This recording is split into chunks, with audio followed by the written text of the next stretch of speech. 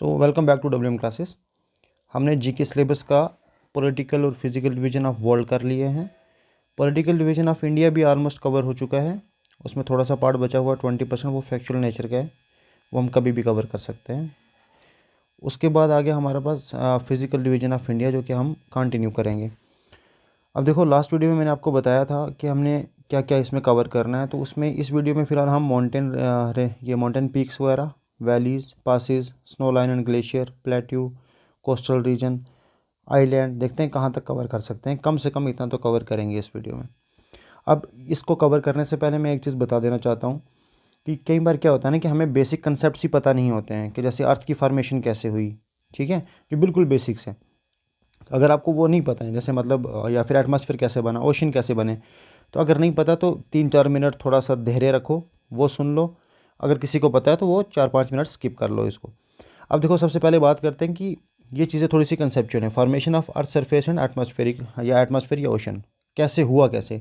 तो ये कहानी सुन लो, ये आपको माइंड में रहनी चाहिए, क्योंकि ये हकीकत की कहानी है, ठीक है। 4.6 बिलियन ईयर्स अगो की बात है, ठीक है, मतलब 4.6 बिलियन ईयर्स पहले की बात कर रहे हैं हम। तब एक नेबुला था। नेबुला का मतलब होता है हमारे पास हाइड्रोजन और हीलियम का, या बल्कि हाइड्रोजन गैस का, H2 का, सॉरी क्या हो रहा है ये, तो नेबुला था। नेबुला मतलब हाइड्रोजन गैस थी हमारे पास, ठीक है। हाइड्रोजन गैस का एक क्लाउड था बड़ा सारा, ठीक है। अब हुआ क्या कि जैसे कहीं पे कोई स्टार है ना, स्टार भी नेबुला से बनता है, ठीक है। अब स्टार के अराउंड क्या होगा, एक क्लाउड होगा। जैसे मान लो ये स्टार है, इसके अराउंड ये क्लाउड है, ये नेबुला का क्लाउड है सॉरी, ठीक है। ये क्या है, नेबुला का क्लाउड है। अब नेबुला का क्लाउड स्टार के अराउंड घूम रहा था, ठीक है, मतलब रोटेट भी कर रहा था। और ग्रेजुअली कुछ स्मॉलर नेबुलास जो थे ना, वो बनने स्टार्ट हो गए, ठीक है, वो कंडेंस होने लग गए। और उसकी चक्कर में क्या हुआ कि हमारे पास प्लैनेट्स निकल के आए। अर्थ भी उसी में से एक था। कहने का मतलब, अगर नहीं समझ में आया, मैं थोड़ा सा समझाने की कोशिश करता हूँ।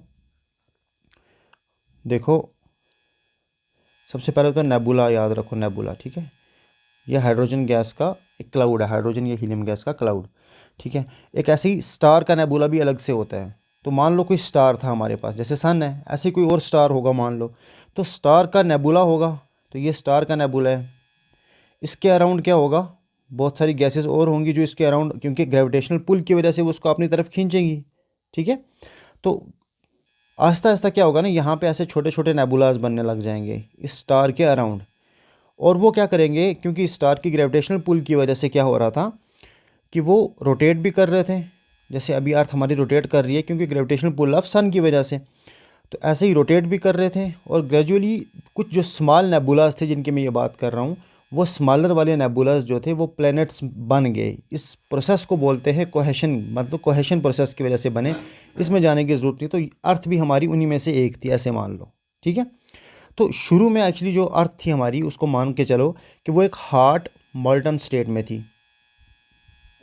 ठीक है, क्योंकि कंट्रैक्शन रोटेशन ये रिएक्शन की वजह से बनी थी, तो बहुत गर्म थी, हॉट मॉल्टन स्टेट में थी ये हम कब की बात कर रहे हैं, 4.6 बिलियन ईयर अगो की बात कर रहे हैं, ठीक है।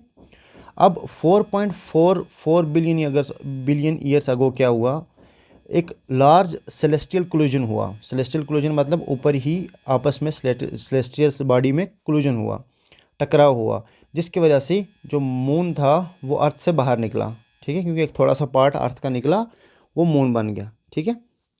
इस प्रोसेस को हम बिग स्प्लैट भी बोलते हैं। तो कहीं पे क्वेश्चन में आ जाए बिग स्प्लैट मतलब, तो वो इस प्रोसेस को ही बोला जाता है कि जब मून जो था वो अर्थ से निकल के चला गया था, ठीक है। या इसको हम एक जायंट इम्पैक्ट हुआ था जिसको बिग स्प्लैट कहा जाता है। इतना याद रख लो, बहुत है, ठीक है। अब देखो, 4.6 बिलियन ईयर्स अगो की बात कर रहा हूँ, तो हॉट मॉल्टन स्टेट में थी, हॉट मॉल्टन स्टेट में थी हमारी अर्थ। तो उस चक्कर में क्या हुआ कि अर्थ के अराउंड, क्योंकि हॉट है तो गैसेस बाहर निकलेंगी, तो जो पहला एटमॉस्फेयर बना ना बाहर की तरफ, वो कौन सा था, हाइड्रोजन और हीलियम का था, ठीक है, सॉरी। तो वो किसका था, हाइड्रोजन और हीलियम का था। तो ये हमारा पहला एटमॉस्फेयर है, ठीक है। अब ये वाला एटमॉस्फेयर असल में सोलर विंड्स की वजह से, या क्योंकि अर्थ भी हीट हो रही थी, और अर्थ की हीट की वजह से भी ये गायब हो गया, कुछ देर तक रहा। तो फर्स्ट एटमॉस्फेयर अगर पूछा जाए अर्थ के बाहर कौन सा था, वो सिर्फ हाइड्रोजन और हीलियम का था।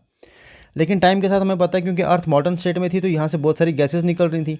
ऊपर से देखो हमारे पास प्रोटेक्शन कोई नहीं थी। अभी जैसे हमारे पास एटमॉस्फेयर की प्रोटेक्शन है तो उस टाइम पे प्रोटेक्शन कोई नहीं थी। तो सन से जो सोलर विंड्स आ रही थी उसकी वजह से और अर्थ की हीट की वजह से ये हाइड्रोजन और हीलियम का जो पहला वाला एटमॉस्फेयर था ये गायब हो गया। ठीक है, ऐसा समझ लो। अब सेम टाइम में हमें पता है क्योंकि अर्थ के अंदर मैग्मा निकल रहा है, मतलब क्योंकि मॉल्टन स्टेट में थी, वॉल्केनिक eruptions हो रही हैं, तो उसकी वजह से क्या हुआ कि मतलब जो सॉलिड और लिक्विड और गैस जो थे ना, मतलब अंदर से, कहने का मतलब अर्थ के अंदर हमें पता है कुछ सॉलिड फॉर्म में होंगे क्योंकि मेटल्स थे अलग अलग टाइप के। तो जो सॉलिड, लिक्विड और गैस जो अर्थ के इनसाइड थे ना, वो बाहर आना स्टार्ट हुए। बाहर आना स्टार्ट हुए मतलब जैसे हमारे पास NO2 की बात कर रहे हैं, हम CO2 की बात कर रहे हैं, तो ये वाली चीज़ें बाहर आने लगी। इसको समझने के लिए अगर नहीं समझ आ रहा है कि बाहर कैसे आएगा और ये मतलब बाहर से सॉलिड कैसे बन गया, जैसे हम चूल्हे के ऊपर चाय बनाते हैं मान लो, या दूध उबालते हैं, तो चाय बनाते हैं तो चाय में हमें पता है पत्ती भी डालनी है, चीनी भी डालनी है, तो बहुत सारे इंग्रेडिएंट्स, मान लो कोई मसाला भी डाल दिया आपने तो वो बहुत सारे इंग्रेडिएंट्स उसमें पड़े हुए हैं। और जब उसको बॉयल करते हो कि जब वो बॉयल कंडीशन में होगी ना तो बहुत सारी गैसेस बाहर निकलेंगी, वो गैसेस अंदर से ही आ रही हैं, तो वो मान लो हाइड्रोजन और हीलियम की गैसेस थी अर्थ के केस में। बाद में क्या हुआ कि जब आस्ता आस्ता कूल डाउन होने लगी ना अर्थ, तो मान लो कि जब कूल डाउन होगा तो आप मान लो आपने गैस बंद कर दिया तो ऊपर चाय के ऊपर क्या होगा, एक मलाई मलाई बैठ जाएगी, ऊपर एक लेयर बैठेगी। अब अगर आप देखोगे ना तो जो नीचे से सॉलिड वाली चीज़ें हैं ना वो ऊपर आ रही हैं, मतलब जैसे मान लो आपने इलायची डाली तो वो ऊपर तैरेगी आके। ठीक है, अब ऐसे समझाने के लिए मैं बात कर रहा हूँ। ठीक है, तो सेम चीज़ यहाँ पे भी हुई अर्थ के साथ भी। अब NO2 बाहर आ रहा है, CO2 बाहर आ रहा है, वाटर वेपर्स बाहर आ रहे हैं। ठीक है, और मॉल्टन मैग्मा तो आ ही रहा था। तो कहने का मतलब हमारा सेकंड एटमॉस्फेयर किस चीज़ का बना? पहला एटमॉस्फेयर हमने बताया हाइड्रोजन और हीलियम का था। दूसरा एटमॉस्फेयर हमारा बना, एक मिनट यार, दूसरा एटमॉस्फेयर हमारा बना बाहर NO2 का, CO2 का और वाटर वेपर्स का। ठीक है, जो अर्थ के अंदर से बाहर आ रहे थे। यहाँ तक समझ आ गया? अब देखो, अर्थ की ग्रेविटी इनको बाहर भी नहीं जाने दे रही थी। ठीक है, जो यहाँ से ये CO2, NO2 वाटर वेपर की बात कर रहे हैं, ये अर्थ से बाहर तो निकल रहे थे क्योंकि अंदर फ्यूल बर्न हो रहा था अर्थ के अंदर, क्योंकि मॉल्टन स्टेट में थी, तो वहाँ से बहुत सारी गैसेस बाहर निकल रही थी, लेकिन इन गैसेस को बाहर भी नहीं जाने दे रहा था कौन? ग्रेविटेशनल पुल अर्थ का। ठीक है, यहाँ तक क्लियर हुआ। लेकिन अब टाइम के साथ क्या हुआ, मतलब over the period of time, जो अंदर हमारे पास फ्यूल था, मतलब जिसकी वजह से आप ऐसा समझ सकते हो कि क्योंकि कितनी देर तक वो जलती रहेगी आग, कितनी देर तक मॉल्टन स्टेट में रहेगी, तो टाइम के साथ वो थोड़ी ठंडी होने लगी। ठीक है, कंपैरेटिवली ठंडे होने लगी क्योंकि एग्जॉशन ऑफ फ्यूल हो रहा था टाइम के साथ। अब जो लाइटर पार्टिकल थे ना, जो अर्थ के अंदर लाइटर पार्टिकल हैं, वो बाहर आने लगे। अब लाइटर पार्टिकल बाहर आएंगे और बाहर आके एक लेयर बनाएंगे, जिस लेयर को हमने बोला ओशियनिक क्रस्ट। Oceanic crust. ठीक है, तो अब जैसे चाय में से आप मान लो कि जो लाइटर पार्टिकल है वो बाहर आ जाते हैं, जब उबल रही है या फिर ठंडी भी हो रही है तो लाइटर पार्टिकल ऊपर आके एक लेयर बना लेते हैं, तो वो ओशियनिक क्रस्ट है। लेकिन अब पूरा का पूरा तो ऐसा नहीं है कि ठंडी होगी ये पूरी की पूरी अर्थ, टाइम लगाएगी ये सारी चीज़ में, तो वो दोबारा से ओशियनिक क्रस्ट फिर से वो वापस अंदर जाता था, फिर बाहर आता था, तो उस तरीके से करते करते ओशियनिक क्रस्ट के बाद हमारा कॉन्टिनेंट्स भी बने। ठीक है, और ऐसे ही आइलैंड्स भी बने। ठीक है, जो ऊपर मतलब ऐसा समझ लो कि जैसे टाइम के साथ क्या हुआ कि जैसे चाय के ऊपर या दूध के ऊपर मलाई बैठ जाती है, लाइटर पार्टिकल्स ऊपर आ जाते हैं, ऊपर आके कंडेंस हो जाते हैं, सेम उसी तरीके से अर्थ के अंदर से भी लाइटर पार्टिकल बाहर आके कंडेंस हो गए। ठीक है, और बाहर आके कॉन्टिनेंट्स और वो बन गए। यहाँ तक क्लियर हो गया थोड़ा थोड़ा कि कैसे बन रहे हैं, ये कहानी क्या है। अब देखो सेम टाइम पे क्या हो रहा था। अब देखो जो गैसेस थी वो तो हमें पता है कि बाहर थ्रोन हो रही थी। ठीक है, वाटर वेपर भी साथ में आ रहा था। अब वाटर वेपर्स बाहर आएंगे तो क्या बनाएंगे? क्लाउड्स बनाएंगे, और क्लाउड्स की वजह से क्या होगा? रेन होगा। तो कहने का मतलब दो प्रोसेस हो रहे थे एक साथ। पहला रेनफॉल हो रही थी, पहला क्या हो रहा था? रेनफॉल हो रही थी, और दूसरा क्या था? ओशियनिक क्रस्ट फॉर्म हो रहा था। ठीक है, यहाँ तक क्लियर हो गया। अब अगर आप देखोगे तो वॉल्केनिक eruption तो आज भी आ रही हैं अर्थ के अंदर से, तो वो उसी मॉल्टन मटेरियल की वजह से हैं। जो अर्थ के अंदर मॉल्टन मटेरियल अभी भी है ना, अभी भी जो वॉल्केनिक eruptions होती हैं तो उसी वजह से होती हैं। अब देखो यहाँ तक अगर कहानी समझ आ गई तो आगे थोड़ी सी रह गई। अब देखो क्या बात कर रहा था मैं, हाँ। अब देखो शुरू में जो एटमॉस्फेयर था जो अर्थ के अराउंड, जिस सेकंड एटमॉस्फेयर की आप बात कर रहे हैं, वो कार्बन डाइऑक्साइड मतलब कार्बन रिच था, क्योंकि कार्बन डाइऑक्साइड बाहर निकल रही थी अंदर से, कार्बन रिच था। तो 3.8 बिलियन ईयर अगो क्या हुआ, मतलब 3.8 बिलियन ईयर्स अगो क्या हुआ? लाइफ स्टार्ट हुई है अर्थ के ऊपर, और कहाँ पे? सबसे पहले ओशन में। ठीक है, अब कैसे स्टार्ट हुई ये एक बहुत लंबा प्रोसेस है, उसमें जाने की जरूरत नहीं। तो ये समझ लो 3.8 बिलियन ईयर ये हुआ। अब अ, देखो ये फोटोसिंथेसिस के थ्रू हुआ था, ठीक है। 3.8 के बार 3 बिलियंस भी बोलते हैं, तो 3 बिलियन ईयर्स अगो जो ओशन में लाइफ थी ना वो स्टार्ट हुई, मतलब जिसमें फोटोसिंथेसिस की बात कर रहे हैं। उसमें होता क्या फोटोसिंथेसिस में, कहने का मतलब देखो ये सिंपल सा है, कहानी कोई इतनी बड़ी भी नहीं है। कार्बन डाइऑक्साइड हमारी देखो सबसे पहले वाटर वेपर ऊपर उठ के क्लाउड्स बना रहे थे। कार्बन डाइऑक्साइड सेकंड एटमॉस्फेयर की एक बहुत बड़ी कंपोजिशन थी। अब कार्बन डाइऑक्साइड ऊपर जाके वाटर वेपर्स के साथ मिल के ऊपर से रेन हो रही थी वापस नीचे। तो कहने का मतलब कर जब और नीचे जब रेन होगी तो नीचे ओशन बनेंगे। अब जो ये ओशन बन रहे थे, क्योंकि सालों साल बारिश हुई है ऐसा समझ लो, ठीक है। तो यहाँ पे क्या हो रहा था कि ये जो कार्बन डाइऑक्साइड है ना ये ऑक्सीजन में कन्वर्ट हो रहा था ओशन में, ठीक है। ये हुआ किसकी वजह से, फोटोसिंथेसिस की वजह से, क्योंकि सनलाइट भी थी। तो फोटोसिंथेसिस की वजह से जो कार्बन डाइऑक्साइड जो डिज़ोल्व होकर वाटर में वापस ओशन में आ रहा था, वो कार्बन डाइऑक्साइड की जो क्वांटिटी थी टाइम के साथ वो ऑक्सीजन में चेंज होने लग गई, ठीक है। और उससे क्या हुआ, उससे क्या हुआ कि हमारी जो ऑक्सीजन थी वो अब आस्ता आस्ता इस एटमॉस्फेयर की कंपोजिशन में थोड़ी थोड़ी बढ़ने लग गई। अब नाइट्रोजन, अब हमें पता है शुरू में सेकंड एटमॉस्फेयर नाइट्रोजन डाइऑक्साइड भी था, कार्बन डाइऑक्साइड भी था। अब कार्बन डाइऑक्साइड तो कन्वर्ट हो रही थी किस में, ऑक्सीजन में, लेकिन नाइट्रोजन क्योंकि हमें पता है रिएक्ट नहीं करती है, तो उस चक्कर में आज भी अगर एटमॉस्फेयर की जो कंपोजिशन है वो क्या है, 78% हमारे पास नाइट्रोजन ही है, 21% ऑक्सीजन है, और बाकी फिर अदर गैसेज बचती हैं हमारे पास, ठीक है। तो ऐसे करके आप समझ लो कि ये पूरा का पूरा प्रोसेस था, ठीक है। अगर नहीं किसी को समझ में आया तो कोई ज़रूरी नहीं है समझना, मैं इसलिए बता रहा था ताकि अगर किसी को हो मतलब आइडिया तो ठीक अच्छी बात है, नहीं आइडिया तो सुन ले तो अच्छी बात है, ठीक है। कई बार थोड़े से कंसेप्चुअल क्वेश्चन वहाँ से बनते हैं क्योंकि टॉपिक को समझने में आसानी हो जाती है। अब स्टार्ट करते हैं अपना मेन मुद्दा। अब देखें सबसे पहले हम स्टार्ट करेंगे माउंटेन्स की बात कर लेते हैं। फॉर्मेशन ऑफ अर्थ सरफेस और एटमॉस्फेयर तो आपको क्लियर हो गया होगा कि कैसे बना, ठीक है। एक मिनट रुकना आप, इससे बेटर मैं ये यूज़ करूँ ना, बाद में आपको काम आ जाएगा ये। तो सबसे पहले माउंटेन रेंजेस की बात करते हैं। अगर देखो अच्छा हाँ ये चीज़ तो अगर आपको पता है तो अच्छी बात है, नहीं पता क्योंकि जब भी कॉन्टिनेंट जो ये फॉर्म हुए थे तो सबसे पहले हमें पता है कि हमारे पास क्या क्या था, कि सारे के सारे कॉन्टिनेंट्स जो थे वो एक ही जगह पे थे, पूरा का पूरा एक लैंड मास अलग था और पूरा का पूरा ओशन एक साइड पे अलग था। तो ये जो लैंड मास था इसको हमने नाम दे के रखा हुआ था PANTALASSA, पंटालासा। पंटालासा ये वो वाला मतलब अर्थ के ऊपर जो पहला कॉन्टिनेंट था ना हमारा वो इकट्ठा था पूरा का पूरा, फिर वो आस्ता आस्ता टूटा है। तो वो किस किस में टूटा था, ये जो पंटालासा था ये टूटा था लॉरेशिया में और गोंडवाना लैंड में, ठीक है। ये दो पार्ट हुए थे अलग अलग उस एक कॉन्टिनेंट के, और बीच में से फिर हमारा एक आया था THC भी था, TETHYS THC, ठीक है। तो ये बात कब की है, ये हम 250 मिलियन ईयर्स अगो की बात कर रहे हैं, ठीक है। पहले एक ही था हमारे पास, फिर 200 मिलियन ईयर अगो वो टूट गया और लॉरेशिया और गोंडवाना लैंड में टूट गया था। आई होप ये आपको पता होगा। फिर उसी गोंडवाना लैंड का एक पार्ट था जो मतलब ऑस्ट्रेलिया के साथ से टूट के, क्योंकि अर्थ इंडिया में पता है पहले हम ऑस्ट्रेलिया के साथ थे, वहाँ से टूट के आके फिर ऊपर आके कोलाइड किए थे हम यूरेशिया के साथ ऊपर, ठीक है। तो वहाँ पे अब हुआ क्या था कि जैसे मान लो अर्थ हमारी जो इंडिया है वो पहले ऑस्ट्रेलिया के साथ ही थी वहाँ पे, ठीक है। ये ऊपर मूव कर रही थी, यहाँ पे हमारे पास पहले से यूरेशिया था मान लो, ठीक है। और यहाँ से जब इंडिया आई तो आस्ता आस्ता ये जो इंडिया वाला पार्ट है, इंडिया सब कॉन्टिनेंट का पार्ट ये आया, तो इसने जाके आप देखो कोई भी चीज़ है, जैसे मान लो आप हाथ में प्लेट रखो और यहाँ पे दीवार है, ये प्लेट है, इसमें आप रखो क्या, इसमें सैंड रखो, ठीक है। इसको लेके इसके साथ मारो, मतलब इस प्लेट को इस दीवार के साथ मारोगे तो क्या होगा, इसके अंदर जो रेत है ना वो इस तरीके से कुछ बन जाएगी, मतलब एक साइड पे यहाँ पे इकट्ठी हो जाएगी और जिस जिस साइड पे वो टकराव का इफेक्ट पड़ेगा ना वहाँ पे थोड़ा सा रेत ज़्यादा इकट्ठी होगी। तो उसी फॉर्मेशन को बोलते हैं कि हमारे माउंटेन्स बने हैं जो यहाँ पे। तो ये माउंटेन्स कैसे बने थे कि जब हमारा इंडिया का पार्ट वहाँ से मतलब जब एक कॉन्टिनेंट दूसरे कॉन्टिनेंट के साथ जाके टकराता था, यानी हम देखेंगे फॉर्मेशन कैसे होती है इसकी, वो तो प्लेट टेक्टोनिक्स थ्योरी अलग से, लेकिन मैं यहाँ पे आपको समझा रहा हूँ कि हुआ क्या था। तो एक कॉन्टिनेंट प्लेट दूसरे कॉन्टिनेंट प्लेट के साथ टकराई और उस टकराने की वजह से यहाँ पे पहाड़ी बन गई, ऐसा समझ लो। तो माउंटेन रेंजेस ऐसे ही निकल के आई थी। अब हमारे पास बहुत सारी माउंटेन रेंजेस हैं, इसके ऊपर मैंने माउंटेन रेंजेस के ऊपर अलग से एक वीडियो डाली हुई है। इसी मतलब जो हमारे पास मैंने इसकी प्लेलिस्ट बना के रखी, इसी प्लेलिस्ट में मैंने जो पीक्स है ना, पीक्स वो, क्योंकि क्वेश्चन जो उसमें बनेंगे जितने भी बनेंगे वो मैंने सारे पढ़ा दिए। यहाँ पे फिर वो अलग से 15 मिनट की अलग से वीडियो बन जाएगी, तो फ़ायदा नहीं है।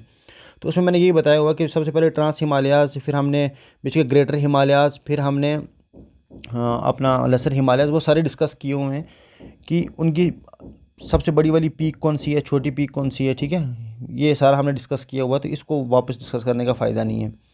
अब यहाँ पे देखो, जो आपको इम्पॉर्टेंट है एग्ज़ाम FAA के लिए, वहाँ पे मुद्दे की बात पे आते हैं। इससे पहले भी सारा इम्पॉर्टेंट था, लेकिन वो कंसेप्ट्स थे थोड़े बहुत जो मैं बताना चाह रहा था। अब देखो, सबसे पहले आपको याद रखना है हिमालय स्प्रेड्स ओवर 12 स्टेट्स। तो क्वेश्चन आ सकता है कि जो हिमालयन रेंज है ना, तो ये जो हमारे हिमालयाज़ हैं, ये टोटल कितनी स्टेट्स के ऊपर स्प्रेड है। तो कितना आंसर है इसका, 12 स्टेट्स, पहली चीज़। वेस्टर्न घाट्स का पूछें तो वो कितनी स्टेट्स पे हैं, 6 स्टेट्स पे। वेस्टर्न घाट कहाँ पे हैं, शाबाश, ये हमारे वेस्टर्न घाट वेस्ट वाली साइड पे, यहाँ से स्टार्ट होते हैं ऐसे ऐसे ऐसे ऐसे ऐसे यहाँ तक, ठीक है। ये हमारे वेस्टर्न घाट्स हैं। तो वेस्टर्न घाट टोटल कितनी स्टेट्स पे हैं, तो वो याद रखना है आपको। ईस्टर्न घाट्स हमारी इस साइड पे हैं। ये मैंने वैसे वहाँ उस वीडियो में बताया हुआ है, लेकिन नहीं वो आपको पता तो वहाँ पे देख लेना, वैसे वो ज़्यादा ही फ़ायदेमंद है। उसके बाद ये हो गया वेस्टर्न घाट स्प्रेड ओवर 6 स्टेट्स, याद रहना चाहिए। नॉर्थ से साउथ जाते हुए या ईस्ट से वेस्ट जाते हुए माउंटेन्स की पीक्स पूछी जाती हैं एग्ज़ाम में। कहने का मतलब वो बोलेंगे नॉर्थ से साउथ जाते हुए ये बताओ कि अरावली में कौन कौन सी पीक पहले आती है, या फिर अरावली नहीं, हम ऐसे बात करते हैं कि जैसे वो पूछेंगे काराकोरम रेंज का पूछ लें, या किसी भी रेंज का पूछ सकते हैं, ठीक है, कि नॉर्थ से साउथ जाते हुए माउंटेन पीक्स का सीरियल बताओ कैसे आएगा, या साउथ से नॉर्थ जाते हुए या ईस्ट से वेस्ट जाते हुए, तो वो आपको वो सारा कुछ बताना है इसमें, ठीक है। ये सारी चीज़ें कवर करके रखी हुई हैं उसी माउंटेन पीक्स वाले लेक्चर में, तो इसलिए मैं ये नहीं बता रहा हूँ। उसके बाद oldest mountain range in India, ये आपको बताना है सारा। सोचो ओल्डेस्ट माउंटेन रेंज कौन सी है इंडिया में, अभी न्यूज़ में भी है, तो वो कौन सी है, अरावली, ठीक है। ये क्लियर हो गया। उसके बाद अगर अरावली की बात करें तो वैसे जानने की ज़रूरत नहीं है, लेकिन इसका अब याद रखना कि ये 4 स्टेट्स में, अरावली 4 स्टेट्स में फैली हुई है, ठीक है। गुजरात आ गई, उसके बाद राजस्थान है, हरियाणा है और दिल्ली तक है, ये 4 स्टेट्स में है, ठीक है। तो अरावली को कोई पूछे तो कितने स्टेट्स में, 4 स्टेट्स में फैली हुई है। अब उसी वीडियो में मैंने बताया भी, लेकिन आप यहाँ पे बता दो अगर आपको पता है कि अरावली की हाईएस्ट पीक का नाम क्या था, गुरु शिखर। ये भी क्वेश्चन बन सकता है, ठीक है। वो उसकी लेंथ वैसे नहीं पूछी जा सकती, हाइट नहीं पूछी जा सकती, 1722 मीटर हाइट है उसकी, गुरु शिखर की, ठीक है। और इसकी एज बहुत पुरानी है, मतलब 570 मिलियन ईयर्स अगो है ये, ठीक है। 570 मिलियन ईयर्स अगो। कौन, ओल्डेस्ट माउंटेन की बात कर रहे हैं हम इंडिया की, ये मैंने बता दिया। उसके बाद ईस्टर्न घाट और वेस्टर्न घाट्स ये कहाँ पे मिलते हैं, नीलगिरी हिल्स पे, ये आपको याद होना चाहिए। उसके बाद ये नीलगिरी हिल्स हैं कहाँ पे, तमिलनाडु में, ठीक है, ये भी पता होना चाहिए। और बाकी वाले कंसेप्ट मैंने ऑलमोस्ट उस वीडियो में बताए हुए हैं, ये जो माउंटेन्स के रिलेटेड हैं, तो आपको अच्छे से समझ आ जाएगा वहीं पे। उसके बाद ओल्ड रिफ्ट वैली, ये कौन सी है, नर्मदा एंड तपी रिवर वैली, ये कहाँ पे है, 3 स्टेट्स को कवर करती हैं, जैसे मध्य प्रदेश, उसके बाद महाराष्ट्र और गुजरात को। देखो एक चीज़ बहुत इंपॉर्टेंट है, वो आपको थोड़ी सी जो पता होनी चाहिए, क्योंकि नर्मदा और तपी रिवर जो है ना, ये वेस्ट फ्लोइंग रिवर्स हैं। वेस्ट फ्लोइंग मतलब ये कहाँ पे ड्रेन हो रही है, अरेबियन सी में। ऐसे बहुत सारी कम रिवर्स हैं जो इस साइड पर ड्रेन होती हैं। जिस टाइम पे ये टेक्टोनिक हुआ था ना सारा का सारा, कि मतलब ये कॉन्टिनेंट्स आपस में टकराए थे, जब हिमालयाज़ की फॉर्मेशन हुई है, तभी ये हुआ था कि ये वाला जो रिफ्ट वैली है ना, हमारी ओल्ड रिफ्ट वैली, ये उस टाइम पे ही बनी हुई है, नर्मदा एंड तपी रिवर वैली, ठीक है। अब इसमें कहाँ पहुँचे थे हम, हाँ, तो फिलहाल पहले ये कवर कर लेते हैं, फिर मैं किसी वीडियो में बता दूंगा वो सारा अलग से। नहीं तो एक अलग से वीडियो बना देंगे पूरी की पूरी, जिसमें आपको रेंजेस का पता हो सारा का सारा। कहने का मतलब मेरा था ये, जैसे ये बता देता हूँ इसी में अलग से क्या वीडियो बनाएंगे अब। जैसे आपको पता है यहाँ पे हमारे पास आगे ट्रांस हिमालयाज़, ठीक है, ट्रांस हिमालयाज़। फिर उसके बाद एक मिनट रुकना, एक मिनट, ये आ गया आपके ट्रांस हिमालयाज़, ठीक है।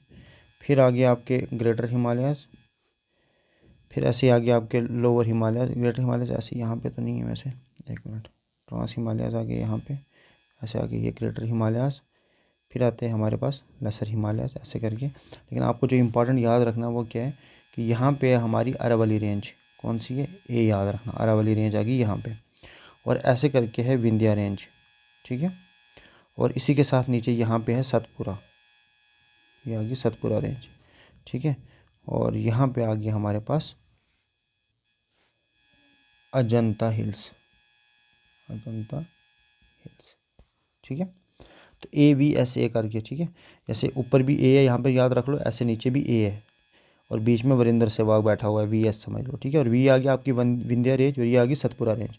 अब आपको याद क्या रखनी है, यहाँ पे आपके पास 2 प्लेट्यू भी हैं। वो कौन कौन से हैं? एक है मेवार प्लेट्यू, वो अरावली के यहाँ पे है, ये आ गया आपका मेवार प्लेट्यू। लिखा क्यों नहीं जा रहा, 1 मिनट, हाँ, ये आ गया आपका मेवार प्लेट्यू, ठीक है। और दूसरा प्लेट्यू भी है यहाँ पे, मालवा प्लेट्यू, वो भी इसी विंध्या रेंज के ऊपर पे यहाँ पे आता है, ऐसे करके, ये ऐसे, ठीक है। ये कौन सा आपका मालवा प्लेट्यू, ये आ गया मालवा प्लेट्यू। और ये वाला कौन सा है आपका, ये है मेवार, क्या हो गया, आ गया मेवार प्लेट्यू, ये मेवार प्लेट्यू, ये मालवा प्लेट्यू। यहाँ तक हो गया। ये अरावली रेंज आ गई, ये विंध्या आ गई, ये सतपुरा आ गई। अब इसमें आपको मेन चीज़ क्या याद रखनी है, पहली देखो, यहाँ बता देता हूँ, मैंने क्या बताया, ऊपर अरावली आ गई, ऐसे याद रखो। मान लो ये अरावली रेंज है, ठीक है। इसकी हाईएस्ट पीक गुरु शिखर है, ये आपको पता है। इसके बीच में यहाँ पे मालवा प्लेट्यू है, मान लो। उसके बाद आ गई आपकी विंध्या रेंज, मान लो ये है। इसकी हाईएस्ट पीक कौन सी थी, बंदरपूंछ, नहीं, इसकी कैमूर हिल्स है, सॉरी, किसी कौन सी है, कैमूर हिल्स। अब विंध्या रेंज के नीचे से ना यहाँ पे आती है नर्मदा वैली, और नर्मदा रिवर जो है हमारी, नर्मदा रिवर विंध्या के बिल्कुल नीचे से यहाँ से होके जाती है। फिर इसके नीचे हमारे सतपुरा, सतपुरा रेंज है पूरी की पूरी, ठीक है। अब इसमें एक चीज़ और भी याद रखना, जैसे ये अरावली है ना, ये हमारी फोल्ड माउंटेन है। विंध्या की बात करें तो ये ब्लॉक माउंटेन है, सतपुरा भी हमारी ब्लॉक माउंटेन है। अब जो सतपुरा की हाईएस्ट पीक है वो है शायद धूपगढ़ है, ठीक है। वो उस वीडियो में मैंने बताई हुई है, हाँ धूपगढ़ ही है, ठीक है। तो धूपगढ़ आ गई हमारी इसकी हाईएस्ट पीक। अब नर्मदा रिवर यहाँ से आ रही है, ये वाली, ठीक है। ये कौन सी है, वेस्ट फ्लोइंग रिवर है। अब सतपुरा के नीचे से आती है तपी, ठीक है। अब इसके नीचे मैंने आपको बताया था यहाँ पे क्या है, हमारे पास अजंता हिल्स है। इसके नीचे यहाँ पे आ गया अजंता हिल्स, मान लो यहाँ पे नहीं है, मैं आपको अलग से समझा रहा था इसलिए बता रहा हूँ यहाँ पे अलग से, यहाँ तो यहाँ पे अजंता हिल्स। तो अजंता हिल्स के नीचे से कौन सी जाती है, गोदावरी जाती है, लेकिन गोदावरी इस साइड जाती है। अगर नहीं समझ में आ रहा है तो कुछ याद रखने की ज़रूरत नहीं है, बस इतना याद रख लो कि नर्मदा रिवर जो है वो विंध्या रेंज और सतपुरा वीरेंद्र सहवाग के बीच में से निकलती है, ऐसे मान लो, ठीक है, विंध्या रेंज और सतपुरा रेंज के बीच में से नर्मदा रिवर जाती है, जो वेस्ट फ्लोइंग रिवर है, इतना याद रख लो। और सतपुरा रेंज और ये अजंता हिल्स के बीच में जाती है तपी, तपी रिवर, ठीक है, ऐसे मान लो। यहाँ तक क्लियर हो गया। अब नर्मदा का पीछे ओरिजिन कहाँ पे हो रहा है, अमरकंटक हिल्स में, यहाँ पे ऐसे हिल्स है मान लो, ठीक है। अब इस पूरे का पूरा जो ये हाँ, कहने का मतलब इस पूरे को हम बोलते हैं, ऐसा समझो कि यहाँ पे जो हिल्स है ना, इसके 2 पार्ट हैं। एक को बोलते हैं अमरकंटक हिल्स, अमरकंटक हिल्स, ठीक है। और नीचे वाले जो इस पूरे पार्ट को ही बोलते हैं माइकाल हिल्स, माइकाल हिल्स। यहाँ पे ये जो हिल्स हैं, यहाँ से ओरिजिन होता है किसका, नर्मदा का, नर्मदा का ओरिजिन होता है यहाँ से।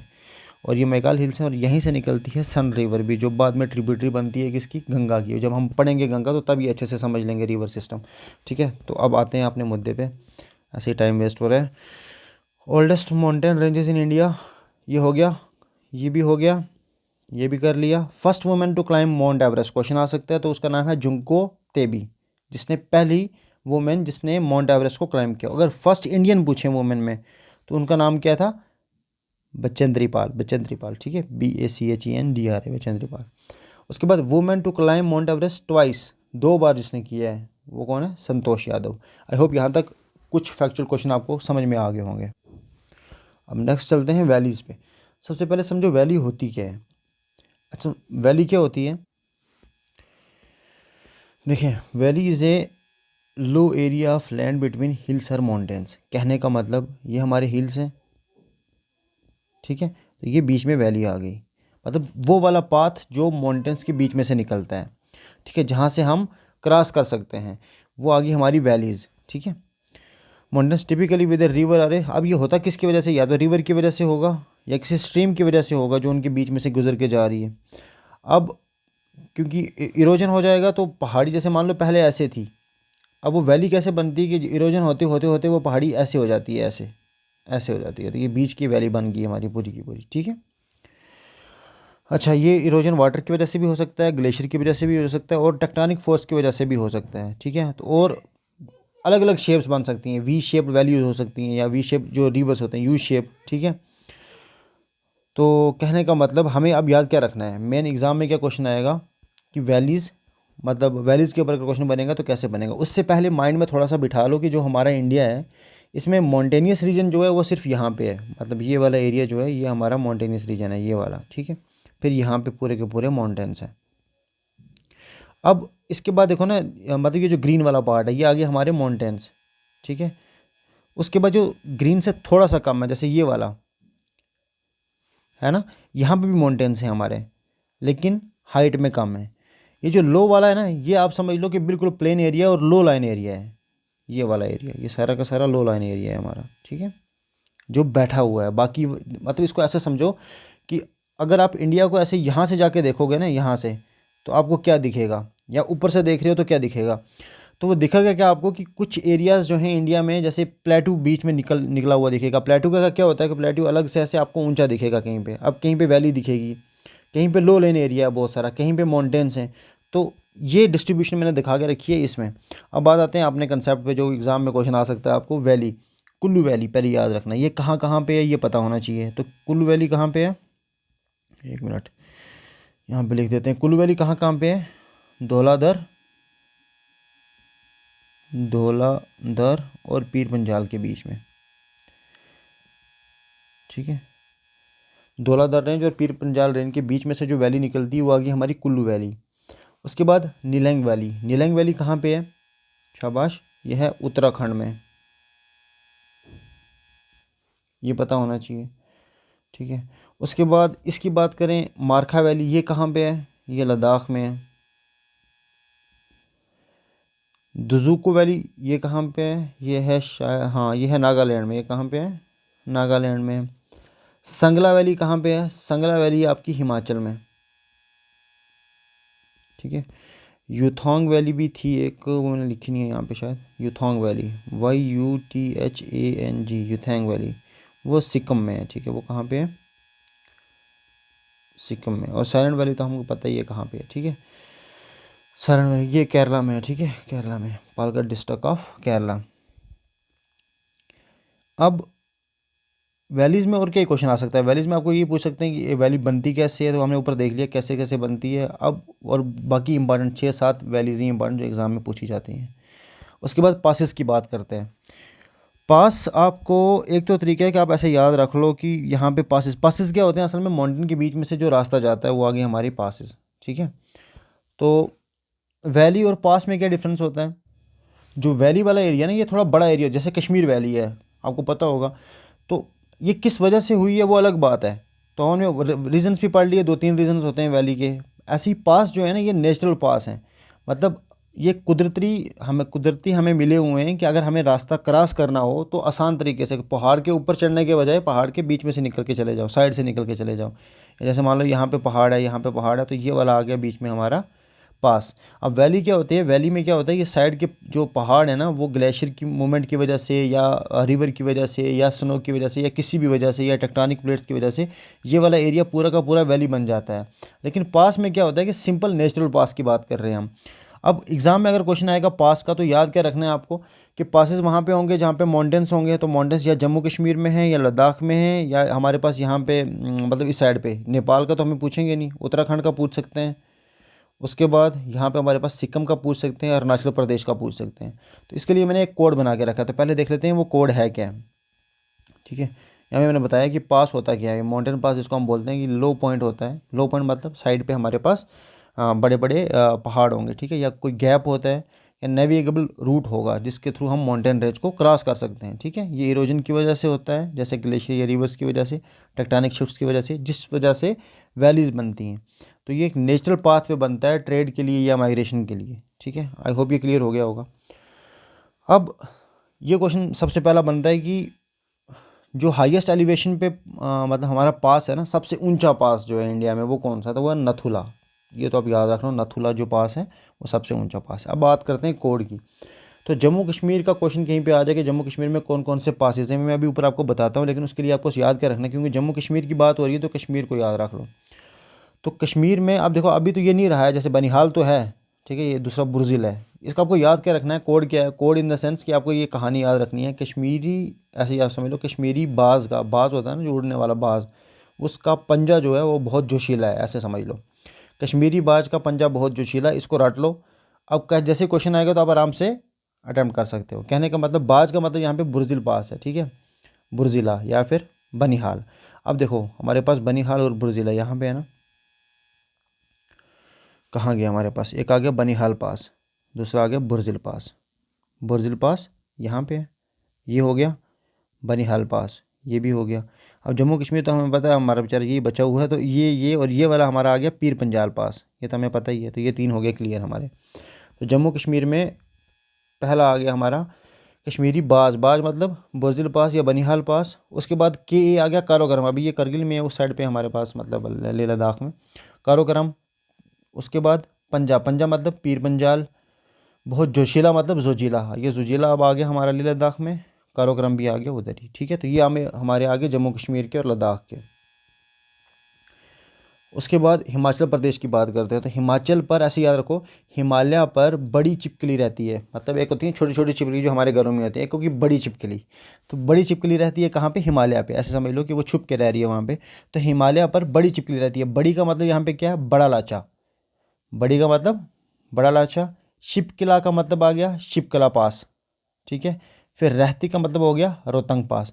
तो ये 3 आ गए हमारे कौन से, हिमाचल प्रदेश में। यहाँ पे देख लो आप, रोहतंग रहती है, ठीक है। हिमालय पर बड़ी छिपकली, किधर गया हमारा छिपकली का, अच्छा हाँ ये आ गया छिपकिला, ठीक है, ये भी हो गया। हिमालय पर बड़ी छिपकली रहती है, ये भी हो गया। और बड़ी का मतलब हो गया था बारालाचा, तो ये भी हो गया। तो ये 3 थे हमारे किसमें, हिमाचल प्रदेश में। ये भी हो गए, जम्मू कश्मीर के भी हो गए, लद्दाख के भी हो गया। होप ये क्लियर हो गया होगा आपको। इसमें अब ये कुछ हैं जिनका कोड नहीं है, तो इनको आप आराम से देख सकते हो अगर बाई चांस पूछ लें। ये लानकला, चंगला, पेंसिला, उमलिंगला, ठीक है, खरदुंगला। तो ये वाले पास हैं कुछ जो अभी लद्दाख वाले एरिया में उस साइड पे। उसके बाद हमारा हम देख लेते हैं इसका, ये आ गया हमारा सिक्किम। तो सिक्किम के लिए क्या है, तो सिक्किम में जलेबियाँ बड़ी मशहूर हैं, ठीक है। तो वहाँ पे जलेबी किसकी है, सिक्किम किधर गया, ये नथुलाल जलेबीला, सिक्किम की याद रखना ना, नथुलाल जलेबीला। अब यहाँ से क्या क्या बनता है देखो, सिक्किम में नथुलाल जलेबीला, ठीक है, यह आ गया नथुला, नथुला, ठीक है। और नकुला, नथुला नकुला मान लो, ये कभी कोई उसको नकु बोलता है, कोई उसको नथु बोलता है। तो नकुला नथुला जलेबीला, नथुला जलेबीला, ठीक है। तो ये आ गया जलेबीला, जलेबला, नथुला, नकुला, ये 3 हमारे पास आ गए सिक्किम के। तो आई होप ये क्लियर हो गया होगा। इसको याद कैसे रखना है वो मैंने बता दिया आपको, ठीक है। सिक्किम भी हो गया। उसके बाद उत्तराखंड की बात करते हैं। तो वहाँ पे सिंपल आपको याद रखना है, हिमा मालिनी लिव्स इन मुंबई। तो हिमा को छोड़ दो, सिर्फ मालिनी पकड़ लो, ये 3 पास हो गए आपके। और मुंबई का MU पकड़ लो। मतलब यहाँ पे देखो उत्तराखंड में, किधर है हमारा उत्तराखंड, ये आ गया उत्तराखंड, हिमा मालिनी, ठीक है। ये देखो पहला आ गया हिमा, हिमा मतलब किधर गया यार, अच्छा हिमा हमें याद नहीं रखना, हमें मालिनी याद रखना। तो MALINI, MA से क्या बनेगा, माना पास। LI से क्या बनेगा, लिपू लेक। NI से क्या बनेगा, नीति पास। तो ये मालिनी, मालिनी होगी हमारे ये 3 पास, MALINI, ठीक है। उसके बाद मुंबई, लिव्स इन मुंबई बोला था ना मैंने, तो मुंबई से आ गया मंगशाधुरा, ठीक है, मंगशाधुरा। मैंने कोई और लिखा है शायद यहाँ पे नीचे, एक मिनट देख लेते हैं। हिमा मालिनी, मोलिंगला भी है, ठीक है, मोलिंगला, नीतिला, लिपू लेक। आई होप ये क्लियर हो गया होगा, ये मोलिंगला आ गया। अच्छा जी, अच्छा एक मोलिंगला था, एक MA था ना, MA से क्या था, यहाँ पे था हमारे पास MA, किधर गया सिक्किम, ये ना MA, हाँ ये MA आ गया आपका मुंबई मान लो, मलिंगला एक आ गया ये मालिनी, मालिनी, ठीक है, MALINI तो ये आ गया। ये 4 भी क्लियर हो गए। उसके बाद क्या बचा, अरुणाचल प्रदेश का, ठीक है। तो वहाँ पे गया एक अरुण था लड़का, उसको हमने बोला कि अरुण ये बम डिफ्यूज़ करो। तो ये मतलब हो गया यंगपा बम का मतलब हो गया बॉम्बडीला, डिफ्यूज़ का मतलब हो गया डिपू। ठीक है, तो ये आ गया अरुणाचल प्रदेश के जो इंपॉर्टेंट वाले जो जनरली पूछे जाते हैं। ठीक है, तो ये देखो बमला आ गया। ठीक है, उसके बाद क्या था बॉम्बडीला, उसके बाद डिफ्यूज़ भी था ना, एक डिफ्यूज़ करो, ये आ गया डिफू पास, डिफ्यूज़ करो। ठीक है, तो ये हमने जो इंपॉर्टेंट वाले थे। सेला पास तो बहुत इंपॉर्टेंट है कि न्यूज़ में भी रहता है ये, तो ये हमारा हो गया क्लियर। तो जितने भी पासेस थे ये हमने कोड के थ्रू कोशिश की है कवर करने की। आई होप आपको क्लियर हो गया होगा, नहीं हुआ है तो कोई बात नहीं, 2-3 बार इसको रिवाइज़ करो, याद हो जाएगा। उसके बाद स्नो लाइन एंड ग्लेशियर की बात कर लेते हैं। स्नो लाइन और ग्लेशियर में आपको क्या याद रखना है, सबसे पहली बात largest glacier of the Pir Panjal range, ये पता होना चाहिए कौन सा है। उसका नाम है सोनापति। क्या है? सोनापति। ठीक है, उसके बाद आ गया great Himalaya and Karakoram glacier. इनके बारे में ग्रेट हिमालय हमने रेंजेस पढ़ी थी ना, काराकोरम रेंज और ये ग्रेटर हिमालयज रेंज। तो इनमें सबसे बड़ा ग्लेशियर कौन सा है? तो ग्लेशियर की बात कर रहे थे, तो इनमें सबसे हमारे यहाँ पे जो ज़्यादा इंपॉर्टेंट है 4-5 ग्लेशियर्स हैं। उसमें सबसे इंपॉर्टेंट आता है सैचिन ग्लेशियर, सबसे बड़ा है। सबसे बड़ा इन द सेंस 70 किलोमीटर तक फैला हुआ है, सैचिन ग्लेशियर की बात कर रहे हैं। उसके बाद एक आता है हिस्पर, HISPAR, 2 हो गए। उसके बाद है एक बाइफो, BIAFO, बाइफो, ये भी 63 किलोमीटर तक है। ठीक है, बाइफो ग्लेशियर है। उसके बाद बटोरा ग्लेशियर है, BATOR है, बटोरा ग्लेशियर। ठीक है, उसके बाद है एक ससेनी, SASAINI, ससेनी ग्लेशियर। तो ये हमारे पास 4-5 ग्लेशियर्स हैं जो काराकोरम और ग्रेटर हिमालयाज़ के बड़े मशहूर हैं। इनमें सबसे बड़ा पूछा जाए तो सैचिन ग्लेशियर है। इसमें हम नीचे थोड़ा सा और भी पढ़ लेंगे। उसके बाद अगर आउटर मतलब आउटसाइड द पोल्स की बात करें ना, देखो पोल्स में हमें पता है ग्लेशियर सारे के सारे हमारे पास पोल्स में, नॉर्थ पोल में या साउथ पोल में। अब पोल्स के बगैर सबसे बड़ा ग्लेशियर जो है वो क्वेश्चन आ सकता है कि outside the poles largest glacier कौन सा है? तो उसका नाम है फेडचेंको। क्या नाम है? किधर गया ग्रेटर हिमालय? ये है ना, लार्जेस्ट ग्लेशियर कौन सा है? FEDCHENKO, फेडचेंको। ठीक है, फेडचेंको, ये पूछ सकते हैं वो एग्जाम में। अच्छा जी, snow line in Himalayas lies between. देखो स्नो लाइन सबसे पहले समझो, स्नो लाइन बोलते किसको हैं? स्नो लाइन का मतलब होता है, जैसे मान लो ये पहाड़ी है, ठीक है, तो बर्फ़ पड़ती है, तो वो बर्फ़ कहाँ तक पड़ती है तो उसको बोलते हैं हम स्नो लाइन। ठीक है, कहाँ तक बर्फ़ पड़ रही है, तो ये वाला जो एरिया ये हमारी स्नो लाइन है। किसी जगह पे स्नो लाइन ज़्यादा होती है, किसी जगह पे स्नो लाइन कम होती है। स्नो लाइन बहुत सारी चीज़ों पे डिपेंड करती है। जैसे मान लो कि उसकी स्लैंट हाइट है कितनी, मतलब वो तिरखा कितना है। जैसे मान लो ये है और एक पहाड़ी है थोड़ी ऐसे करके, तो यहाँ पे स्नो लाइन नीचे तक होगी, यहाँ पे कम होगी क्योंकि वो गिर जाएगी। ठीक है, तो यहाँ पे ज़्यादा होगी। उसके बाद ये भी डिपेंड करता है कि स्नो लाइन वहाँ पे ज़्यादा होगी जहाँ पे लाइट जो है वो कम पड़ रही होगी।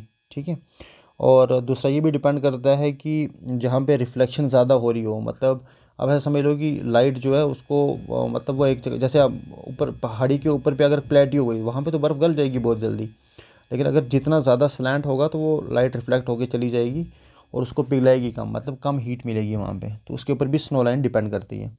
अब क्वेश्चन ये आ सकता है कि हिमालय में जो स्नो लाइन की रेंज है ना वो लाइज कहाँ कहाँ पे करती है, कितनी करती है?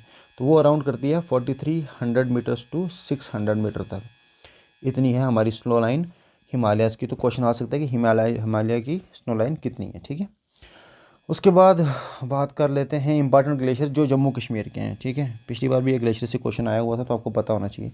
मैंने अभी बात की थी आपसे बलतोरो की। ठीक है, ये बलतोरो असल में काराकोरम और ग्रेट हिमालय के उसी में ही है। तो काराकोरम रेंज में पड़ता है बलतोरो ने, ये जो बलतोरो ग्लेशियर है ये बहुत बड़ा है। ठीक है, ये जो शिगार रिवर है ये इसी से निकलती है। उसके बाद बाइफो की बात करें, ये गिलगित बल्तिस्तान में है, जो अभी पाकिस्तान ऑक्युपाइड कश्मीर में बाइफो ग्लेशियर, ये भी काराकोरम रेंज में ही आ रहा है। तो मैंने जो इस पेन से लिखे हुए हैं ये सारे काराकोरम रेंज के हैं, मतलब काराकोरम रेंज में आते हैं। हिस्पर, ये मैंने अभी ऊपर बताया था, हिस्पर, बाइफो और बलतोरो, ये आपको याद होना चाहिए। नुब्रा ग्लेशियर ये जहाँ से ये नुब्रा रिवर वगैरह निकलती है, लद्दाख में है नुब्रा।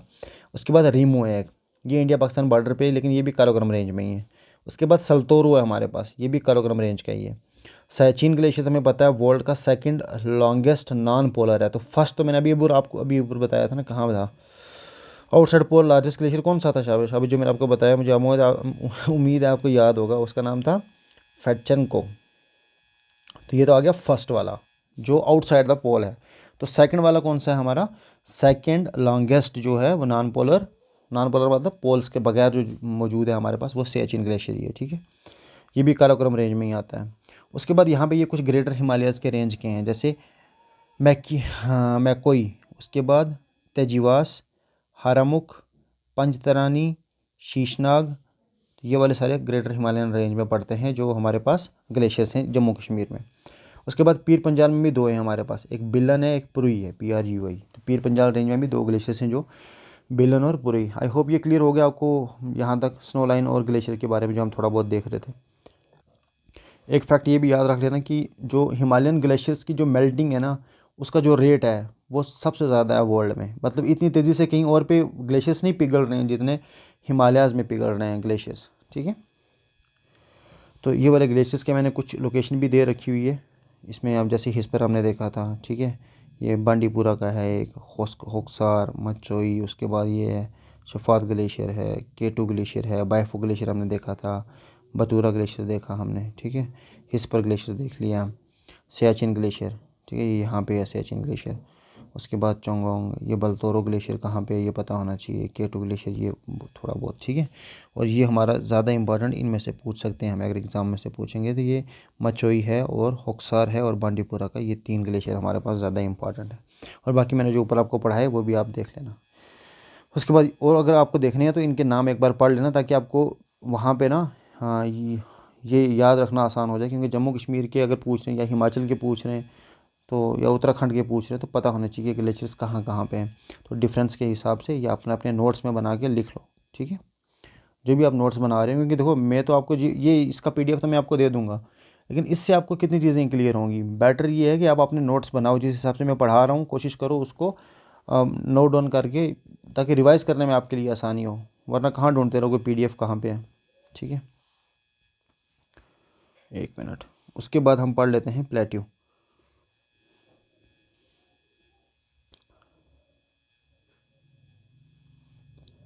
नेक्स्ट पार्ट आ गया हमारा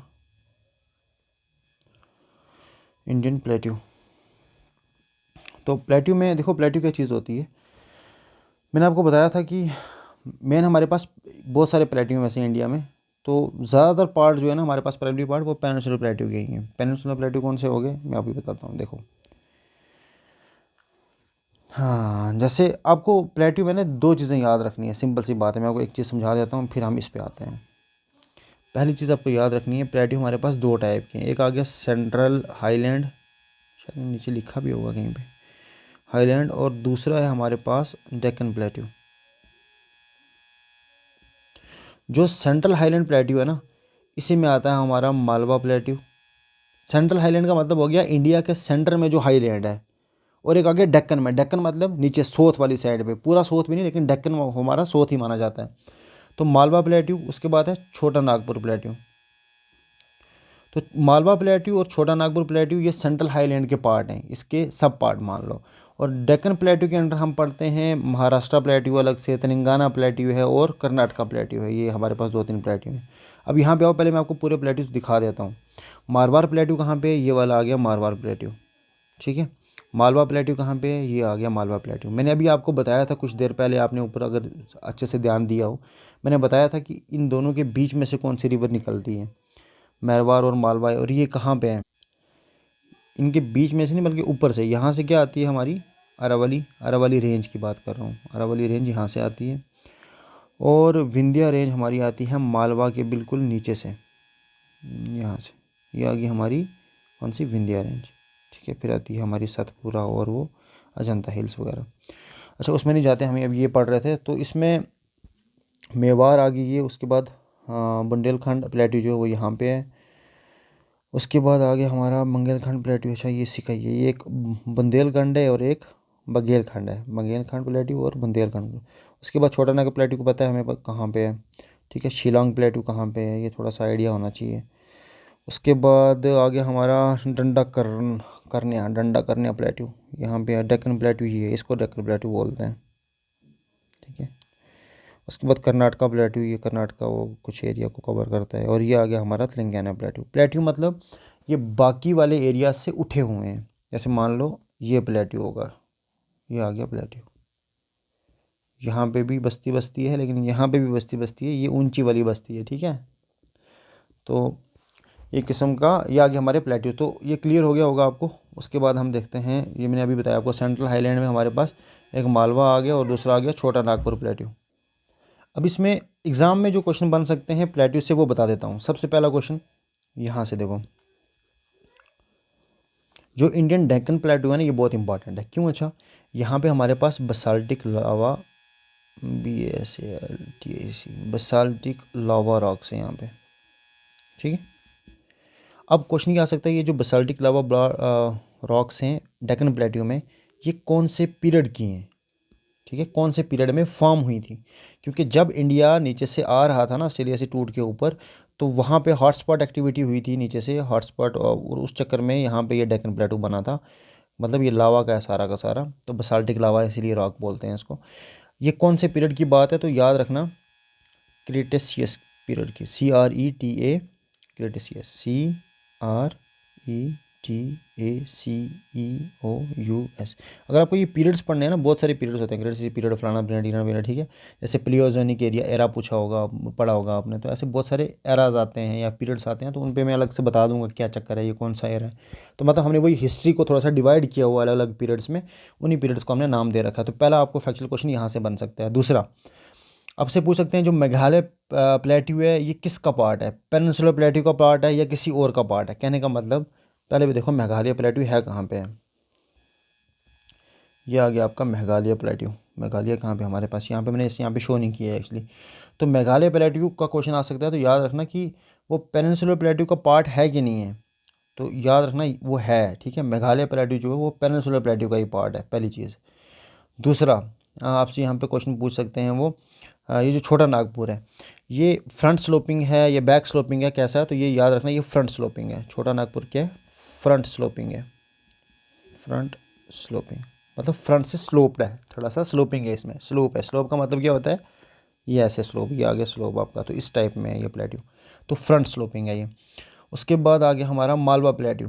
तो मालवा प्लेट्यू कहाँ पे है ये? तो ये क्वेश्चन आ सकता है कि मालवा प्लेट्यू कौन कौन सी रेंज के बीच में है? तो मैंने अभी आपको बताया था, अरावली और विंध्या रेंज। तो ये क्वेश्चन हो गए। उसके बाद और क्या पूछ सकते हैं हम? हाँ, अब जैसे डेक्कन प्लेट्यू कौन कौन सी स्टेट को टच करता है, ये आपके लिए क्वेश्चन है। इसका ही मैं बता देता हूँ। जैसे ये है, ये कौन सा था हमारा? डंडा करैना प्लेट्यू। तो ये कौन कौन सी स्टेट में लाई करता है? तो ये ऐसा प्लेट्यू जो 3 स्टेट को टच करता है। उड़ीसा को भी करता है, उसके बाद ये छत्तीसगढ़ को भी करता है, और ये आंध्र प्रदेश को भी करता है, ठीक है। दंडा करन्या प्लेट्यू जो है ये 3 स्टेट्स को टच करता है। और आपके लिए क्वेश्चन ये है कि डेक्कन प्लेट्यू कितने स्टेट्स को टच करता है, ये पता कर लो। उसके बाद और क्या है? और हाँ, छोटा नागपुर तो ये पता ही है। तो ओवर क्लियर हो गया। कहने का मतलब हमने ये जो अभी तक कवर किया प्लेट्यू वगैरह तक, इसके बाद हमारे कुछ टॉपिक्स बच जाएंगे जो हम नेक्स्ट वीडियो में कवर करेंगे। अभी ये ज़्यादा लेंथी बन जाएगा, फिर आपको इतना याद रखना मुश्किल हो जाएगा। इसके बाद नेक्स्ट जो हम कवर करेंगे वो है प्लेट्यू के बाद हम कोस्टल रीजन्स देख लेंगे, आइलैंड्स देख लेंगे। हाँ, बल्कि कोस्टल रीजन्स पढ़ा ही देता हूँ यार, अभी टाइम है थोड़ा सा। तो कोस्टल रीजन्स देख लेते हैं। मैंने शायद बनाया था कोस्टल रीजन का भी है। कोस्टल रीजन, तो कोस्टल रीजन पहली बात तो हमें पता है कोस्टल रीजन किसको बोलते हैं, जो समुंदर के साथ हमारा एरिया लगता है। तो जैसे यहाँ से गुजरात से स्टार्ट होता है, तो ये वाला आ गया पहले कच्छ वाला पार्ट, ये कच्छ वाला पार्ट है यहाँ से लेके यहाँ तक, ठीक है। उसके बाद ये है हमारा कैथावार, KATHIA, कैथावार। जो कैथावार है ना, ये वाला पार्ट, इसको कैथावार पार्ट बोलते हैं, ठीक है। उसके बाद ये है कोंकण, मतलब कैथावार कोस्ट है ये हमारी कच्छ की कोस्ट है। उसके बाद कोंकण कोस्ट यहाँ से स्टार्ट होती है और यहाँ तक जाती है, ये आ गई हमारी कोंकण कोस्ट, ठीक है। उसके बाद ये गुजरात प्लेन से इनको जाने की ज़रूरत नहीं है, हम कोस्ट पढ़ रहे हैं तो यहाँ पे आओ मालाबार कोस्ट, ये आ गई मालाबार कोस्ट, ठीक है, मालाबार कोस्ट आ गई। उसके बाद ये है कोरोमंडल कोस्ट, इस वाले पार्ट को कोरोमंडल कोस्ट कहते हैं, यहाँ से लेके यहाँ तक जो कोस्ट है। उसके बाद ये इस वाली कोस्ट को हम नार्थन सिरिकर बोलते हैं, ठीक है, नार्थन सिरिकर, ये यहाँ पे, यहाँ से लेके यहाँ तक नार्थन सिरिकर। उसके बाद उत्कल प्लेन से हमारे यहाँ पे, तो ये प्लेन्स को छोड़ो, हमारे मेन चीज़ आपको कोस्ट याद रखनी है। तो इस साइड पे ये 2 याद रख लो, इस साइड पे 1 2 3 और 4, ठीक है। ये पहले आपको लोकेशन पता होनी चाहिए कि कौन सी लोकेशन है। कच्छ जो कोस्ट है वो कहाँ पे आ रही है, कैथावार कहाँ पे आ रही है, कोंकण कहाँ पे आ रही है, मालाबार कहाँ पे है, नार्थन सिरकर कहाँ पे है, ठीक है, कोरोमंडल कोस्ट कहाँ पे है। तो ये पहले तो आपको ये पता होना चाहिए, ठीक है। अब क्वेश्चन क्या आ सकता है इसमें वो देख लेते हैं। सबसे पहली बात, जो कोस्ट है ना टोटल, वो है हमारी 13, मतलब 13 कोस्ट हैं टोटल। जो मतलब स्टेट्स की बात करें तो 13 में से स्टेट प्लस यूटी की बात कर रहे हैं हम, मतलब 9 स्टेट्स हैं इसमें और 4 यूटीज़ हैं जिनके साथ कोस्टल एरिया पड़ता है। ठीक है, तो 9 स्टेट्स कौन कौन सी हैं जहाँ पे हमारा कोस्टल एरिया पड़ता है, मतलब जहाँ पे इस साइड पे हमें पता नहीं, यहाँ पे क्या है, यहाँ पे अरेबियन सी है और यहाँ पे हमारा बे ऑफ बंगाल है और नीचे हमारा इंडियन ओशन है। तो ये समुंदर के साथ वाला जो कोस्टल एरिया है ना पूरा का पूरा, तो ये हमें सबसे पहले ये पता होना चाहिए कि पूरे कोस्टल एरिया जो है ये, मतलब कोस्टल रीजन जो है ये कितनी स्टेट्स को टच करते हैं। तो ओवरऑल 9 स्टेट्स को टच करते हैं और 4 यूटीज़ को टच करते हैं। यूटीज़ कितनी है हमारी? 4। अभी जो 9 स्टेट्स हैं ये पता होनी चाहिए आपको। 9 स्टेट्स कौन कौन सी हैं आप यहाँ से भी चेक कर सकते हो। पहली आ गई गुजरात, पहली, महाराष्ट्र 2, गोवा 3, कर्नाटका 4, केरला 5, तमिलनाडु 6, उसके बाद आंध्र प्रदेश 7, उड़ीसा 8 और वेस्ट बंगाल 9। तो ये आ गई आपकी 9 टोटल जो स्टेट्स हैं। उसके बाद 4 यूनियन टेरिटरीज़ हैं, वो कौन कौन सी हैं? पहली आपके पास कौन कौन सी आ गई? अंडमान निकोबार, सॉरी एक मिनट, 4 कौन कौन सी हैं? अंडमान एंड निकोबार, उसके बाद दीव एंड दमन आ गई, उसके बाद लक्षद्वीप आ गई। ठीक है, और एक बात रही है, वो कौन सी मुझे याद क्यों नहीं आ रही? पौंडीचेरी, कौन सी आ गई? पौंडीचेरी, लक्षद्वीप, दीव दमन और अंडमान निकोबार। तो ये 4 आ गए। अब क्वेश्चन ये आ सकता है कि लॉन्गेस्ट कोस्ट लाइन कहाँ पे है? तो लॉन्गेस्ट कोस्ट लाइन कहाँ पे है? गुजरात में है। शाबाश, पहला क्वेश्चन आ गया ये कि लॉन्गेस्ट कोस्ट लाइन कहाँ पे है। लॉन्गेस्ट कोस्ट लाइन है आपकी गुजरात में। शॉर्टेस्ट तो आपको पता ही होगा, गोवा। ठीक है, अब इसमें ना असल में हमारे पास जब सी की बात आती है ना, कि हमारे पास जैसे मान लो ये वाला एरिया है, यहाँ तक ये हमारी कोस्ट ख़त्म होगी यहाँ पे, उसके बाद यहाँ से समुंदर स्टार्ट हो रहा है, ये वाला ये समुंदर है। लेकिन इस समुंदर में क्या होता है कि हम कुछ पार्ट जो है वो इंडिया का अपना कंप्लीट सवर्न राइट होता है उस पर। सवर्न राइट का मतलब हो गया खुद मुख्तारी वाला राइट, मतलब जिस पे दूसरा कोई भी पर नहीं मार सकता। वो वाला एरिया कौन सा होता है? इसमें हमने डिवाइड करके रखा है 3 में। एक है हमारा टेरिटोरियल एरिया, टेरिटोरियल मतलब जिसको टेरिटोरियल सी भी बोलते हैं हम। तो टेरिटोरियल सी होता है टोटल यहाँ से लेके, मतलब जहाँ पे कोस्ट आपकी ख़त्म हो रही है ना और समुद्र स्टार्ट हो रहा है, वहाँ से लेके 12 नॉटिकल माइल्स तक, 12 नॉटिकल माइल्स तक टोटल एरिया जो है उसको बोलते हैं टेरिटोरियल सी। ठीक है, जिसके ऊपर हमारा कंप्लीट सोवरेन राइट होता है। उसके बाद आता है जहाँ पे हम इकनॉमिक एक्टिविटीज़ कर सकते हैं, कस्टम ड्यूटी लगा सकते हैं, उसको हम बोलते हैं कॉन्टेजियस जोन। कॉन्टेजियस जोन आ गया हमारा, किधर गया? हाँ, जिसको हम ये एक्सक्लूसिव इकनॉमिक जोन भी बोलते हैं शायद। एक मिनट रुकना, ये आ गया नहीं, ये आ गया कॉन्टेजियस जोन। यहाँ की ये नेक्स्ट वाले 12 नॉटिकल माइल। तो टोटल कोस्ट से लेके 24 नॉटिकल माइल तक, पहला 12 नॉटिकल माइल आ गया टेरिटोरियल सी, जो हमारा सोवरेन राइट है पूरा का पूरा, वहाँ पे हम किसी को नहीं आने देंगे। लेकिन जो उसके बाद नेक्स्ट 12 नॉटिकल माइल्स हैं, वहाँ पे हम कस्टम ड्यूटी लगा सकते हैं, कुछ इकनॉमिक एक्टिविटी कर सकते हैं, उसको हम बोलते हैं कॉन्टेजियस जोन। फिर उसके बाद वाला एक जोन स्टार्ट होता है जिसको हम क्या बोलते हैं? Exclusive economic zone. ठीक है, वो कहाँ तक होता है? ये एक्सक्लूसिव इकनॉमिक जोन पे हम जैसे कोई साइंटिफिक रिसर्च करनी है, ठीक है, या फिर मतलब वहाँ से अगर कोई जा भी रहा है तो कोई उतना टेंशन की बात नहीं होती है, क्योंकि ये कॉन्टिनेंटल शेल्फ का ही पार्ट होता है। ये कॉन्टिनेंटल शेल्फ का मतलब हो गया जिसका, जैसे मान लो इंडिया का जो कॉन्टिनेंटल शेल्फ है ना, मतलब अब समुंदर तो यहाँ तक आ गया है लेकिन ये पार्ट तो इंडिया का ही है ना पूरा का पूरा, ऐसे मान लो यहाँ तक। ठीक है, तो यहाँ तक ये जो 200 नॉटिकल माइल तक होता है इसको हम बोलते हैं एक्सक्लूसिव इकनॉमिक जोन, जहाँ पे जो इकनॉमिक एक्टिविटी का जो या साइंटिफिक रिसर्च का वो सारा का सारा कहने का मतलब वो अथॉरिटी आपके अपने पास ही होती है, उसी कंट्री के पास ही, एक्सक्लूसिव इकनॉमिक जोन। ठीक है, आई होप ये क्लियर हो गया होगा। लेकिन यहाँ से अगर कोई शिप परमिशन लेके जा रही है तो वो जा सकती है, कोई बड़ा मसला नहीं होता एक्सक्लूसिव इकनॉमिक जोन में से, वहाँ पे आप रोक टोक नहीं कर सकते। लेकिन 12 नॉटिकल माइल तक आपका खुद मुख्तारी का वो दावा रहता है। ठीक है, नेक्स्ट जो 12 नॉटिकल माइल्स हैं वहाँ पे हम कस्टम ड्यूटी लगा सकते हैं, क्योंकि अपना ही एरिया माना जाता है। इकनॉमिक एक्टिविटी कर सकते हैं, वहाँ से तेल निकाल सकते हैं, कुछ भी कर सकते हैं।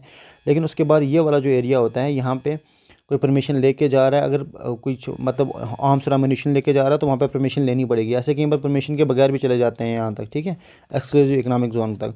उसके बाद आ जाते हैं हमारे हाई सीज़। ठीक है, जिसके ऊपर अलग से एक बॉडी है, बताओ वो कौन सी बॉडी है जो हाई सीज़ को कंट्रोल करती है। ठीक है, वहाँ पे किसी का भी कोई कंट्रोल नहीं है, वो एक स्पेशल बॉडी है यूएन की जो उसके ऊपर कंट्रोल रखती है। हाँ अच्छा, उसके बाद UN क्लास है शायद, ठीक है, UNCLOS, ये दिखाई नहीं जा रहा यार। ओके, तो इसके बाद और क्या क्वेश्चन आ सकता है यहाँ पे। हाँ, जो मीन सी लेवल है, देखो हमें क्या पता कि सी लेवल कितना है। तो सी लेवल का मतलब हो गया कि हम सी से कितने ऊपर हैं। जैसे हम बोलते हैं कि जैसे मान लो जम्मू कश्मीर जो है वो सी लेवल से इतना ऊंचा है, लेकिन वो सी लेवल हमने हकीकत में मेज़र कैसे किया है, उसका रेफरेंस क्या है। तो उसका रेफरेंस पूछ सकते हैं एग्ज़ाम में कि मीन सी लेवल का रेफरेंस क्या है। तो हमने वो रेफरेंस रखा है जो चेन्नई की कोस्ट है ना, उसको, ठीक है, चेन्नई की कोस्ट को हमने रेफरेंस रखा हुआ है। आई होप ये क्लियर हो गया होगा आपको, ठीक है। अच्छा, उसके बाद और क्या बचा इसमें। अब जैसे हमने अभी ऊपर पढ़ा ना कि जो ये वेस्ट वाली साइड है ना हमारी, ये वाली वेस्ट वाली साइड, इसको हमने 3 में डिवाइड किया हुआ है कोस्ट वाइज अगर बात करें। तो एक हमारा आता है जो नॉर्दर्न पार्ट है वेस्टर्न कोस्ट लाइन का, ये वेस्टर्न कोस्ट लाइन यहाँ से स्टार्ट हो रही है हमारी यहाँ से, इसका एक आ गया नॉर्दर्न पार्ट। एक इसका होगा सेंट्रल पार्ट और एक इसका है सौदर्न पार्ट। जो इसका नॉर्दर्न पार्ट है उसको बोला जाता है कोंकण कोस्ट। मतलब इस दोनों को मिला के अगर मैं बात करूँगा ना, नहीं कोंकण कोस्ट तो नहीं होता है वो, एक्चुअली कोंकण तो यहाँ पे हमारे पास। तो नॉर्थ पार्ट को जैसे कैथवाड़ और कच्छ है ना, ये इस पूरे की बात कर रहा हूँ मैं। एक मिनट, इसमें ऐसा समझ लो आप कि हमने ऐसे 3 में डिवाइड करके रखा है, ये 1, ये 2 और नीचे ऐसे 3। तो जो नॉर्दर्न पार्ट है उसको हम बोलते हैं कोंकण कोस्ट, कोंकण कोस्ट, जिसमें हमारे पास पूरा का पूरा, हाँ, जैसे मुंबई है मतलब महाराष्ट्र और गोवा यहाँ तक, ये वाला एरिया, इसको काटो और ये वाला एरिया देखो, इसको बोला जाता है। ऐसे तो कोंकण कोस्ट मैंने आपको बताया नहीं, यहाँ से स्टार्ट होती है यहाँ तक जाती है, लेकिन हमने मतलब इसको अगर बाई चांस वो ऐसे पूछेंगे कि northern part of the western coast line को क्या बोला जाता है, तो हमारे पास तो 3 ऑप्शन है यहाँ पे। तो इससे बेटर है कि आप इन तीनों को मिला के एक बात कहो, वो है कोंकण कोस्ट, ठीक है, इस पूरे के पूरे को। फिर सेंट्रल पार्ट को हम कर्नाटका कोस्ट ही बोलते हैं, क्योंकि ये कर्नाटका वाली कोस्ट है, ये वाली। ये यहाँ पे मैंने क्यों नहीं मेंशन करके रखी, क्योंकि कर्नाटका का पार्ट यहाँ पे ओवरलैप कर रहा है। मतलब ये कर्नाटका का पार्ट जो है कोंकण में भी है और नीचे मालाबार जो है ये यहाँ से हम ऐसे किए हुए हैं। तो यहाँ तक हम इसको बोलते हैं हम सेंट्रल, मतलब central part of west coast line, और इससे ऊपर आ गया नॉर्दर्न पार्ट और इससे नीचे आ गया हमारा सौदर्न पार्ट, जिसको हम मालाबार कोस्ट कहते हैं। तो मालाबार कोस्ट, कर्नाटका कोस्ट और वो, मतलब ये अलग अलग एग्ज़ाम में अलग अलग तरीके से दिया होता है। तो आपको फ़िलहाल ये भी पता होना चाहिए कि यहाँ पे कच्छ है, यहाँ पे कैथवाड़, यहाँ पे कोंकण है। तो ये इसको एक बार 2-3 बार आप रिवाइज़ कर लो। तो आई होप यहाँ से इससे ज़्यादा क्वेश्चन आने के चांसेस नहीं हैं, जितना मैंने बता दिया है इतना ही बोल सकते हैं वो। और या फिर ऐसा बोलें कि जो कोस्टल इरोजन होता है ना, अब देखो जो इरोजन होता है ये किस वजह से होगा। जब भी वेव्स आएंगी सी में, तो जब भी वेव्स आती हैं तो कोस्टल इरोजन क्वेश्चन ये आता है कि सबसे ज़्यादा मैक्सिमम कोस्टल इरोजन किस वजह से हो रहा है। ह्यूमन एक्टिविटी की वजह से हो रहा है, या शिप्स आके लग रही हैं उसकी वजह से हो रहा है, या जो टाइड्स आ रही हैं उसकी वजह से हो रहा है, या वेव्स की वजह से हो रहा है। तो याद रखना इसका आंसर वेव्स रहता है हमेशा। तो ये वेव्स की वजह से सबसे ज़्यादा कोस्टल इरोजन होता है, ठीक है। उसके बाद तो मेरे हिसाब से इतना बहुत है। Thank you so much. Next video में हम क्या कर लेंगे, जो मैंने बताया था आइलैंड्स वगैरह, और उसके बाद बाकी वाले टॉपिक्स। तो कहने का मतलब हमारी 2-1 वीडियोस और बन सकती हैं, और हमारा ऐसा टॉपिक सारे के सारे क्लियर हो जाएंगे कि आपको फिर कहीं भी ये तंगी नहीं रहेगी कि मुझे क्वेश्चंस आ रहे हैं या नहीं आ रहे हैं। फैक्चुअल प्लस कंसेप्चुअल जितनी मैं देना चाह रहा था, या फिर जितना आप ले सकते हो उस हिसाब से मैंने दी है, ठीक है। अगर कोई भी डाउट होगा तो प्लीज़ मेरे नंबर पे कांटेक्ट कर सकते हो, मैं पर्सनल आपको समझा दूंगा कि कोई कंसेप्ट नहीं आ रहा है। अगर 7814749947 ये मेरा नंबर है। कभी भी मुझे एक्चुअली शौक है बहुत ज़्यादा पढ़ाने का, तो उस चक्कर में मैं पढ़ाता हूँ थोड़ा सा टाइम। कहने का मतलब ये मेरा मुझे ऐसा लगता है कि खुशी होती है दिल से कि चलो मेरी वजह से अगर 2 लोगों को भी समझ में आ गया तो बड़ी बात है, ठीक है। ऐसे तो मैं खुद जॉब कर रहा हूँ, पिछले 5 साल से इंडियन रेलवेज़ में हूँ मैं। तो मुझे तो ज़रूरत नहीं है ऐसा कि मतलब कि मैं यूट्यूब से कोई इनकम ले लूँगा या फिर मुझे वो चाहिए, वो कुछ नहीं है। मेरा बस दिल चाहता है कि मैं पढ़ाऊँ, क्योंकि बचपन से पढ़ाने की शौक़ रहा है, ठीक है। Thank you so much.